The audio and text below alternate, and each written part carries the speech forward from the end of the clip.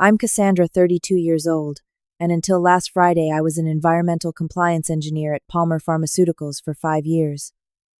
My new manager, Bradley, called me into a meeting with HR and legal. His exact words, "Your contributions are no longer mission critical." But what he didn't know was that his cost-cutting shortcuts were about to trigger an email that would end his career. Let me know where you're watching from, and subscribe if you've ever dealt with a boss who underestimated you. Before everything fell apart, I had a stable life with a job I genuinely loved. As an environmental compliance engineer at Palmer Pharmaceuticals, my responsibility was ensuring our company followed all state and federal regulations for handling pharmaceutical waste. It might sound boring to some people, but this role was critical. Improper disposal of pharmaceutical compounds can cause serious environmental damage and health hazards. I took pride in my work. Every day I conducted inspections, reviewed disposal procedures, completed documentation, and ensured we remained in full compliance with increasingly complex regulations. The job required attention to detail, understanding of chemical properties, and knowledge of ever-changing environmental laws. I had built my reputation on thoroughness and integrity. My colleagues respected my expertise. The lab technicians would consult me before disposing of new compounds, and even senior researchers valued my input on environmental impact considerations. The previous management team understood that compliance wasn't just about avoiding fines, it was about corporate responsibility and protecting our community. At home, I lived in a modest but comfortable apartment with my cat Billy. I enjoyed hiking on weekends, had a small group of close friends, and felt financially secure. My life wasn't extravagant, but it was fulfilling and purposeful. I had built something meaningful, both professionally and personally. Everything began to shift when our long-standing CEO, Richard Keller, announced his retirement after 15 years of leading Palmer Pharmaceuticals. Richard had built the company with a philosophy that balanced profitability with ethical practices. He understood the pharmaceutical industry and its unique regulatory landscape. Under his leadership, we had grown steadily while maintaining an impeccable compliance record. His replacement, Martin Williams, came from a major tech company with no experience in pharmaceuticals. From day one, it was clear that Martin had a dramatically different approach. During his first company-wide meeting, he talked extensively about streamlining operations, eliminating redundancies, and optimizing for shareholder value. Not once did he mention patient safety, environmental responsibility, or regulatory compliance. Within weeks, Martin implemented sweeping changes. Budgets were slashed across departments with particularly deep cuts to non-revenue-generating teams, including mine. The rumor mill started churning with stories of imminent layoffs. People began updating their resumes and taking long lunches for job interviews. The collaborative atmosphere that had defined Palmer was replaced with competition and fear. The anxiety was palpable. In the break room, conversations would halt when certain executives walked in. Team meetings became tense, as managers competed to demonstrate how they were cutting costs to meet new directives. Many of the veteran employees who had built the company began to leave voluntarily, taking decades of institutional knowledge with them. 6 months into Martin's tenure, my direct supervisor, Rachel, retired. She had been an advocate for the compliance department, understanding its critical importance despite not generating direct revenue. Her replacement, Bradley Hudson, was a 40-year-old MBA from the financial sector with zero pharmaceutical experience. Bradley, dressed in expensive suits, wore designer watches, and constantly referenced his previous roles at prestigious financial firms. He had a habit of interrupting people mid-sentence and dismissing concerns with phrases like, "That's not how we did it at Morgan Stanley." Despite his confidence, it quickly became apparent that Bradley didn't understand, or care to understand, the basics of pharmaceutical manufacturing or the regulatory framework governing our industry. During our first one-on-one meeting, I tried to brief him on our compliance protocols and the potential consequences of violations. He checked his phone throughout my presentation and then said, "Look, Cassandra, all this regulation stuff is just bureaucratic red tape. We need to focus on efficiency and stop being so paranoid about every little rule." His management style was abrasive. He belittled team members in meetings, took credit for others' ideas, and fostered an environment of fear rather than collaboration. Several colleagues from my department resigned within his first month. Bradley replaced them with junior employees who lacked the necessary experience but wouldn't question his decisions. The warning signs appeared almost immediately. Bradley reduced our compliance department's budget by 40%, claiming we could do more with less. He canceled our subscription to a critical regulatory update service, saying we could just Google any changes in laws. When I explained that staying ahead of regulatory changes required specialized resources, he accused me of resisting progress. Next, he began delaying mandatory quarterly reports to state agencies. When I raised concerns, he told me to stop being so rigid and that a few days late never hurt anyone. What had once been a department priority became an afterthought. Even more alarming, Bradley began cutting corners on waste disposal procedures, switching from our certified disposal partner to a cheaper alternative with questionable practices. I started documenting everything. Each email, each meeting, each changed procedure went into a detailed file. I noted dates, times, and exact words spoken. When Bradley directed us to modify testing procedures to save time, I recorded it. When he approved shipping potentially hazardous waste through standard channels to save money, I documented that too. Something told me I might need this record someday. As the legal department shrank under similar budget cuts, I lost allies who had previously helped ensure our compliance. The new legal team hired under Martin's leadership seemed more focused on finding loopholes than ensuring we followed regulations in good faith. I felt increasingly isolated as one of the few voices still advocating for proper compliance. 3 months after Bradley's arrival, he scheduled a performance review with me despite it not being my regular review period. I prepared thoroughly, bringing documentation of all my projects, compliance improvements, and cost-saving measures I had implemented while maintaining regulatory standards. The meeting didn't go as expected. Bradley barely glanced at my materials before launching into criticism. "You're too inflexible, Cassandra. Your approach to compliance is costing us valuable time and resources." He leaned back in his chair, twirling an expensive pen between his fingers. "The company needs people who can adapt, who understand that business realities sometimes require flexibility."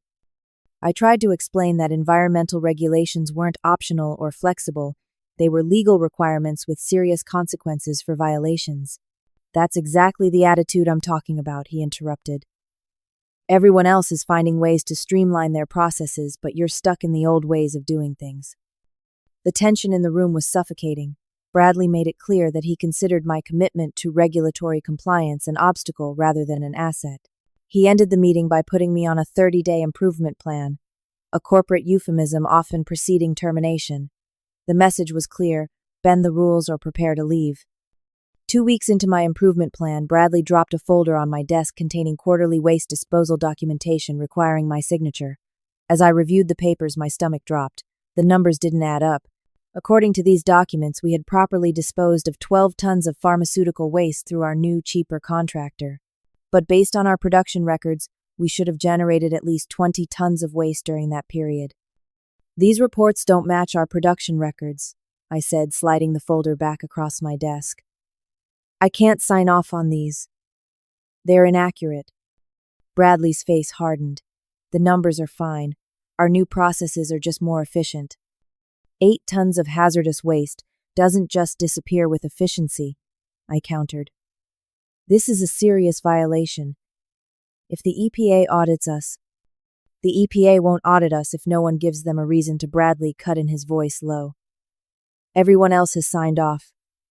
You're the last holdout, Cassandra." I refused to sign, explaining that falsifying environmental reports was a federal offense that could result in criminal charges. Bradley snatched the folder from my desk, his face flushed with anger. "You know your position is already on shaky ground. This isn't helping your case." That evening I approached David, our new legal counsel, hoping to find an ally. But David had been brought in by Martin and was close friends with Bradley. He dismissed my concerns, suggesting I was overthinking things and should be a team player. Following my refusal to sign the disposal, reports a subtle but unmistakable isolation campaign began. Colleagues who once sought my advice now avoided eye contact in the hallways. I was removed from email threads relevant to my work. Meeting invitations stopped coming, and I would learn about important decisions only after they had been made. When I entered the break room, conversations would abruptly shift to innocuous topics like weather or sports. My ideas in the few meetings I still attended were either ignored or dismissively acknowledged without consideration. Bradley had effectively turned me into an outcast. The isolation was professionally damaging and personally painful. I had built relationships with these people over years, and watching them distance themselves hurt deeply. A few colleagues expressed sympathy in private, whispering that they admired my stance but couldn't risk their own positions by openly supporting me. Every morning became a test of will to walk into that building. I considered resigning many times, but knew that would only make it easier for Bradley to continue his dangerous practices. I also couldn't afford to lose my income without another job lined up. So I persisted, documenting everything, doing my work with integrity, and waiting for an opportunity to address the situation properly. The breaking point came with the Nexavar project. Palmer had recently begun manufacturing a new cancer treatment drug that generated particularly hazardous byproducts, compounds that required specialized handling and disposal at dedicated facilities. As the compliance engineer, I had developed comprehensive protocols for this waste stream, working with external experts to ensure safety and regulatory compliance. Bradley saw only the costs. During a budget review, he slashed the Nexavar waste disposal allocation by 50%, claiming we could handle most of the processing in-house with existing equipment. When I presented research showing this was impossible without specialized facilities, he dismissed it as vendor propaganda designed to overcharge us. Against my explicit warnings, Bradley contracted a new waste management company, Phoenix Disposal, that offered rates 60% lower than any competitor. A quick background check revealed why Phoenix had been cited multiple times for improper waste handling and had recently changed their name following a settlement with regulators in another state. I began monitoring our waste shipments and discovered horrifying practices. Phoenix was diluting our hazardous waste and disposing of it through standard sewage systems. They were falsifying treatment records and mixing pharmaceutical compounds with regular industrial waste. These practices weren't just unethical, they posed serious environmental and public health risks. I started gathering evidence discreetly. I took photographs of improperly labeled containers, collected shipping manifests showing discrepancies, and recorded dates and volumes of suspicious shipments. I even followed one shipment to an unauthorized dumping site and documented the illegal disposal from a distance. The evidence was damning and pointed to willful negligence that could result in criminal charges. On Friday afternoon, just as I was preparing to leave for the weekend, Bradley's assistant called. "Bradley needs to see you in the conference room immediately." Her tone was professional but strained. Something felt off. When I entered the room, Bradley was seated at the head of the table, flanked by David from Legal and Amanda from Human Resources. A manila folder sat unopened in front of each of them. No one smiled. No one offered me coffee. The atmosphere was tense and formal. "Cassandra, thank you for joining us." Bradley began, not sounding thankful at all. "After careful consideration of our departmental needs and organizational direction, we've determined that your position needs to be eliminated." The words hit like a physical blow. Amanda slid a document across the table. "We're restructuring the compliance department to better align with our strategic goals," she explained mechanically. "Unfortunately, your contributions are no longer mission critical to the organization." David chimed in with legal jargon about the termination being part of a larger restructuring effort, making it clear this was designed to prevent any claims of wrongful termination. They had orchestrated this carefully. The severance package they offered was minimal: 2 weeks' pay and continuation of health benefits for 30 days. My mind raced through a spectrum of emotions: shock, anger, betrayal, and then a strange sense of clarity. I had anticipated this might happen, but the reality still felt surreal. My hands trembled slightly, but I forced myself to appear composed.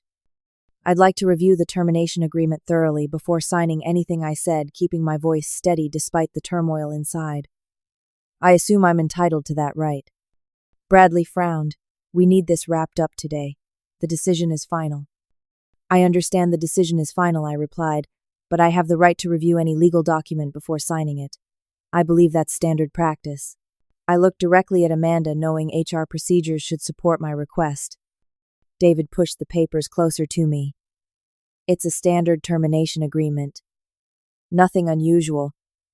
We do need your signature today to process your final paycheck and severance." I held my ground. I'll need time to review this properly. I can't sign something I haven't read carefully. The tension in the room escalated. Bradley's face flushed with barely contained anger. Amanda looked uncomfortable but remained silent. David maintained his professional demeanor but kept insisting that immediate signature was necessary.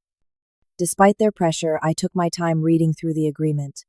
On page 4, buried in dense legal language, I found it.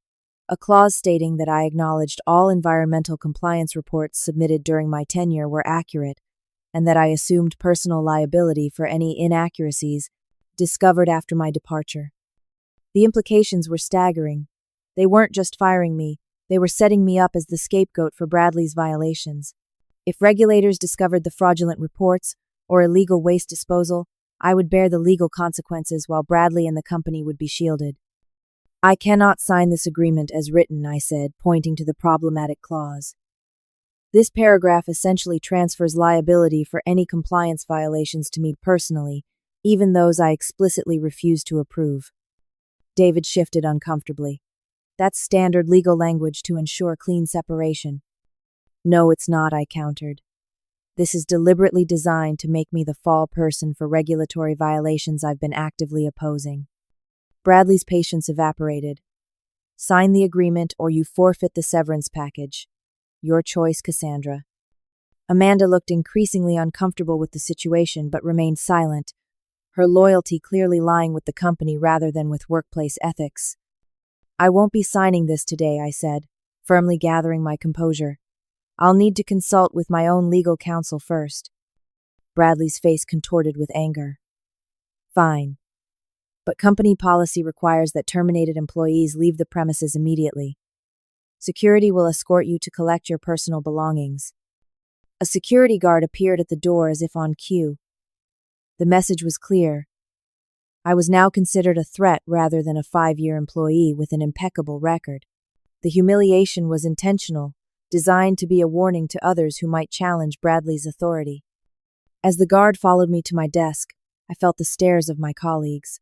Some looked away in embarrassment, others watched with undisguised curiosity. I maintained my dignity, packing my personal items into a cardboard box, family photos, my coffee mug, a few books and plants. What they didn't realize was that I had been preparing for this possibility. While organizing my personal items, I discreetly saved key emails to a personal drive. Communications that documented Bradley's directives to circumvent regulations, evidence of the falsified waste disposal records, and my own protests against these practices. I had been careful to document everything through my work email to establish an official record. Now, that record would come with me. As I walked out of the building, box in hand, I felt a strange mix of emotions. The anger and humiliation were still there, but underneath was something else. Determination. Bradley thought he had won by firing me. He had no idea that his actions had only strengthened my resolve to expose the truth. I spent the entire weekend spread across my living room floor meticulously reviewing every document I had collected over the previous months. My cat Billy occasionally walked across the papers, seemingly confused by my unusual weekend activity. The more I organized the evidence, the clearer the picture became, and it was damning. The documents revealed a systematic pattern of environmental violations that had accelerated under Bradley's leadership. Hazardous waste from our Nexavar production line was being improperly diluted and disposed of through regular waste channels. Compliance testing was being falsified with results manipulated to show acceptable levels of contaminants when actual levels exceeded legal limits by factors of 10 or more. Most disturbing were the financial records. Bradley had received substantial bonuses tied directly to cost reductions in the compliance department. Every corner cut, every regulation sidestepped, had literally paid off for him personally. Meanwhile, the potential environmental impact of these violations was severe. Pharmaceutical compounds entering water systems, untreated chemical waste in landfills, and hazardous materials being handled by workers without proper loan, protection, or training. I created a comprehensive timeline cross-referencing each violation with the relevant regulation and potential penalties. The pattern showed not just negligence but willful disregard for environmental laws. Bradley's emails revealed he was fully aware of the regulations and had chosen to ignore them for financial gain. This wasn't just an HR issue anymore, it was potentially criminal. On Sunday afternoon, I reached out to Sarah Johnson Palmer's former legal director, who had retired shortly after Martin took over. Sarah had been with the company for 20 years and had helped develop many of our compliance protocols. If anyone would understand the severity of the situation, it would be her. We met at a quiet cafe far from the office. Sarah looked concerned as I explained what had happened. I always worried something like this might happen when Richard left, she sighed. The compliance systems we built weren't just about following rules, they were about protecting people and the environment. I showed her some of the key documents. Her expression grew increasingly grave as she reviewed them. This is serious, Cassandra. The waste disposal practices you're describing could trigger EPA Superfund liability. And these falsified reports. She tapped one document. This is fraud. Plain and simple. Sarah explained that as a whistleblower, I would have certain legal protections, but I needed to be strategic. The Whistleblower Protection Act covers environmental violations, but you need to report this properly. Document everything, be precise about which regulations were violated, and be prepared for backlash. Before we parted, Sarah shared something that changed my approach entirely.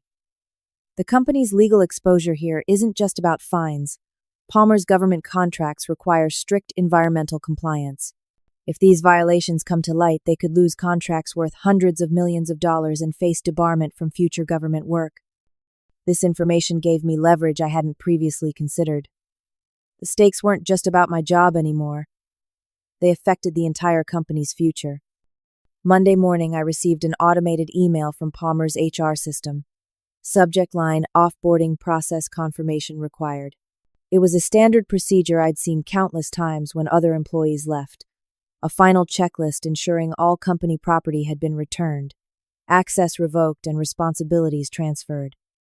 What caught my attention was the compliance certification section. As the departing environmental compliance engineer, I was asked to confirm that all regulatory requirements were currently being met and that all necessary information had been properly transitioned to my successor. This wasn't just a routine form, it was a critical legal document. If I certified that everything was in order when I knew it wasn't, I could be personally liable for false statements to regulatory agencies. Conversely, this was also my opportunity to formally document the compliance issues I had been raising. I researched whistleblower protections more thoroughly. The Environmental Protection Agency had specific programs protecting those who reported violations.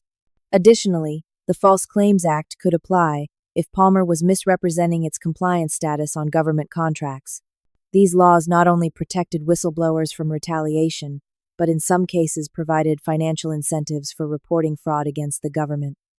This automated email wasn't just procedural, it was my chance to officially document the truth before it could be buried by Bradley and his team. I drafted my response carefully, addressing it to the HR department, the legal team, and adding Martin Williams, the CEO, to the recipient list. The email began formally acknowledging that I had received the offboarding process notification and was responding as required by company policy. Then I systematically outlined the compliance issues I had documented. 1. The improper disposal of hazardous waste from the Nexavar production line. 2. Falsified testing results submitted to state environmental agencies. 3. The use of non-certified contractors for handling regulated materials. 4. Deliberate understaffing of mandatory compliance monitoring positions. For each issue, I included specific dates, reference numbers for the relevant regulations, and attached documentation supporting my claims. I noted each instance where I had raised these concerns internally and been overruled or ignored. The email concluded with a statement that I could not in good conscience certify that Palmer was in compliance with environmental regulations, and that as a responsible professional, I was obligated to note these violations. My finger hovered over the send button for several minutes. This action would likely burn bridges permanently. It might lead to legal battles and personal attacks on my professional reputation. But the alternative, remaining silent while knowing about potential environmental and public health hazards, was not something I could live with. I took a deep breath and clicked send. The moment after sending the email, a wave of anxiety washed over me. There was no taking it back now. I had officially documented serious violations, and sent them directly to the company's leadership. Part of me expected an immediate response, angry calls, legal threats, or attempts to discredit me. Instead, there was silence. The quiet was almost more unnerving than an immediate backlash would have been. What I didn't know initially was that my email had set off a chain reaction within Palmer. I had not only sent the email to HR Legal and the CEO as planned, but also added the regulatory compliance address that automatically forwarded to state environmental agencies. This was a detail Bradley had overlooked when restructuring the department. The compliance email address had external governmental forwarding built in by design, specifically to prevent internal suppression of violations. The email contained damning evidence-specific batch numbers of improperly disposed pharmaceuticals, dates of falsified testing, names of uncertified contractors, and most importantly, the paper trail, showing Bradley had been informed of these issues and had explicitly directed staff to ignore proper procedures. I had also attached photographs of improperly stored waste internal memos discussing cost-cutting measures that violated regulations and financial records, showing the correlation between compliance budget cuts and Bradley's PARS. Performance bonuses. The evidence was comprehensive, specific, and irrefutable. The first response came about 2 hours after I sent the email. David, the company lawyer, called my personal phone, his voice tense and controlled. "Cassandra, we need to discuss the email you sent this morning. You've made some very serious allegations that could damage the company." "They're not allegations, David. They're documented facts," I replied calmly. "You signed confidentiality agreements when you joined Palmer. Sharing internal documents could constitute a breach of contract." His tone turned threatening. "The company is prepared to pursue legal action if necessary." I had anticipated this response. "I understand you're doing your job, David, but you should know that environmental whistleblower protections supersede confidentiality agreements when reporting violations of environmental laws. The EPA is quite clear about this." There was a long pause. "You copied regulatory agencies on that email." His voice had lost its confident edge. "The compliance email address automatically forwards to the state regulatory bodies. It's been set up that way for years, specifically to ensure transparency," I explained.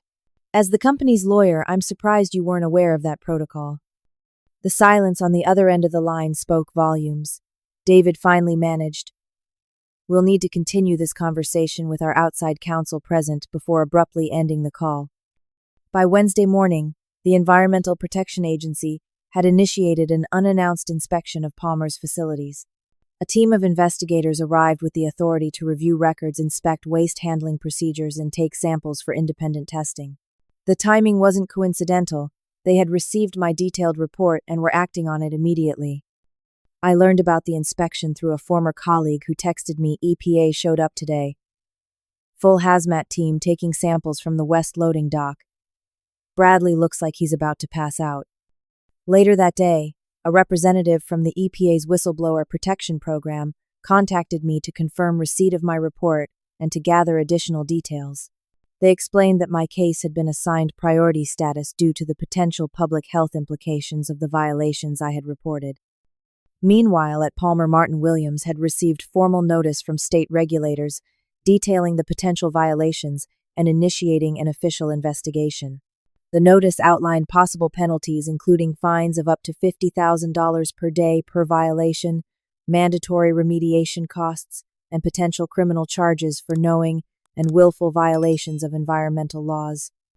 For a company heavily dependent on government contracts and regulatory approvals for new products, this was an existential threat. The carefully cultivated image of Palmer as a responsible pharmaceutical manufacturer was at risk of collapsing overnight. By Thursday afternoon, Martin Williams had called an emergency meeting with the executive team, legal department, and outside counsel. Bradley was required to present all compliance records related to waste disposal for the past year. The atmosphere was described to me later as funereal. Martin, typically composed and calculating, stormed into the conference room holding the regulatory notice. He didn't shout. His anger manifested in a cold, deliberate tone that was apparently more terrifying than any outburst would have been. "Who authorized this?" he demanded, placing the notice on the table and pointing to specific violations highlighted by the regulators. Who decided we should save a few $1,000s on waste disposal at the risk of millions in fines and potential criminal charges? All eyes turned to Bradley, who began a stammering defense about streamlining operations and industry standard practices. The outside counsel, a veteran environmental lawyer, cut him off. There's nothing standard about what's described here. These are clear violations with potentially serious consequences. David, the company lawyer who had been Bradley's ally, began distancing himself. He pulled out the documentation I had provided, focusing on a critical form detailing waste disposal procedures for the Nexavar project. This directive to use Phoenix Disposal despite their lack of proper certification. Whose signature is this? The room fell silent as David placed the document in front of Martin. Bradley's signature was clearly visible at the bottom, explicitly authorizing the improper disposal methods despite written warnings about regulatory violations. What happened next became company legend. David, suddenly realizing his own professional liability in this situation, went pale. Without saying a word, he slowly stood up, walked to his desk, and in a moment of pure panic, pushed his entire paper shredder, not just its contents but the actual machine, off his desk and onto the floor. The absurdity of the gesture, as if destroying the shredder itself could somehow make the evidence disappear, punctuated the gravity of the situation. Palmer was facing a crisis that couldn't be managed with PR or buried in legal maneuvering. By Friday, exactly 1 week after I had been fired, Palmer had hired Deloitte to conduct an independent internal investigation. The board of directors, now fully aware of the potential liability, had insisted on bringing in outside experts with no connection to current management. The investigation was thorough and unsparing. Investigators interviewed current and former employees, reviewed thousands of emails and documents, and examined every aspect of the compliance department's operations before and after Bradley's arrival.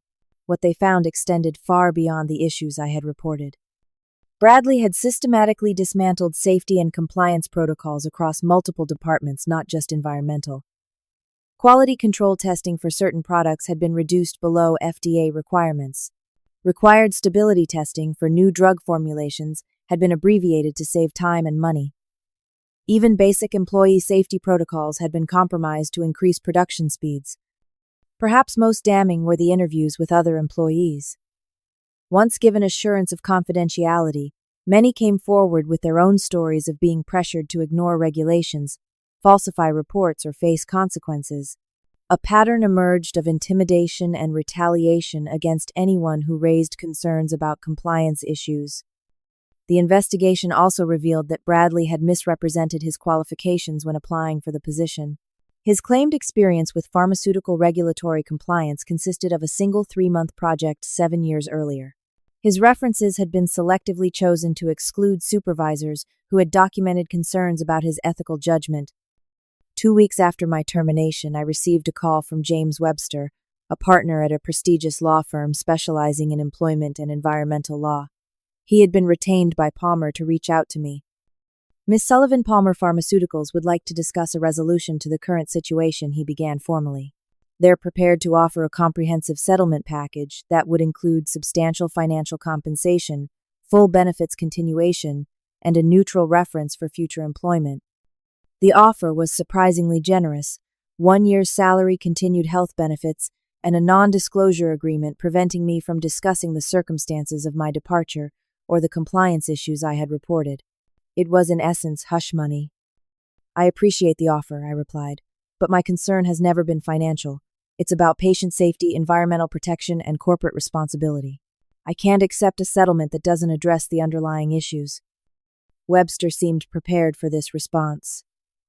What would you consider necessary to resolve this matter satisfactorily? I had given this considerable thought. First, Palmer needs to implement a truly independent compliance department with direct reporting to the board, not to executives with profit incentives. Second, there needs to be accountability for those who knowingly violated regulations. And third, the company needs to remediate any environmental damage caused by improper waste disposal. There was a long pause.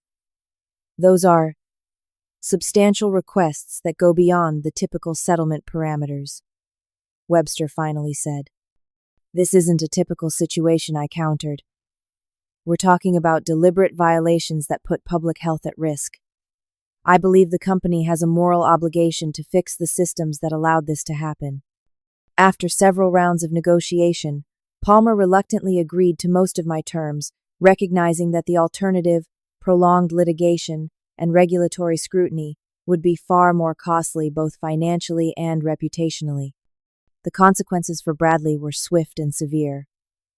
The internal investigation had uncovered irrefutable evidence of his direct involvement in regulatory violations. Within 3 weeks of my whistleblower report, he was terminated for cause. No severance, no continuation of benefits, and a permanent mark on his professional record. But the repercussions didn't end with his firing. The EPA referred certain findings to the Department of Justice for potential criminal investigation. While I wasn't privy to those proceedings, industry contacts informed me that Bradley became the subject of a federal investigation for knowing and willful violations of environmental laws, charges that could carry both financial penalties and potential imprisonment. His professional reputation was destroyed within the pharmaceutical industry. The details of the Palmer scandal spread quickly through professional networks. Companies that might have overlooked ethical concerns in pursuit of cost-cutting were now wary of the liability he represented. I later heard through mutual connections that Bradley had been forced to sell his luxury condo and move to a smaller city where living costs were lower. His LinkedIn profile, once boasting about transformational leadership and operational efficiency, went quiet. Job applications to major companies in the pharmaceutical and financial sectors were rejected despite his previously impressive resume. The man who had dismissed environmental regulations as bureaucratic red tape was learning firsthand about the very real consequences of regulatory violations. Martin Williams, the CEO who had brought in Bradley and championed his approach, found himself in a precarious position. The board held an emergency meeting to determine leadership going forward. While Martin wasn't fired outright, his authority was significantly curtailed.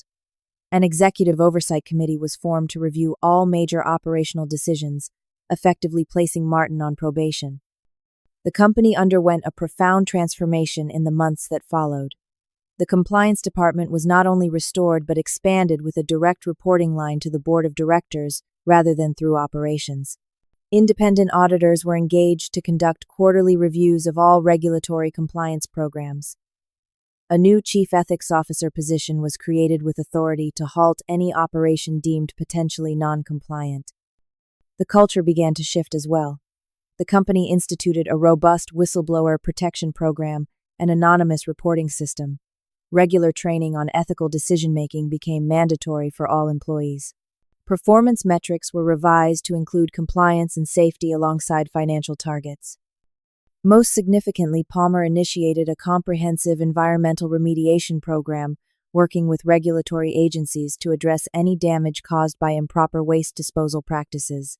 The company committed substantial resources to not only fix past issues, but to implement industry-leading environmental practices going forward. What had begun as a cost-cutting measure under Bradley had ultimately cost the company millions in fines, remediation, legal fees, and reputational damage. The experience became a case study in how short-term financial gains could lead to devastating long-term consequences when ethical corners were cut. 3 months after my termination, I received an unexpected call from Palmer's board chair, Elizabeth Chen. "Cassandra, we'd like to discuss your potential return to Palmer," she said without preamble. "The board has unanimously approved creating a new position, Chief Compliance Officer, reporting directly to us.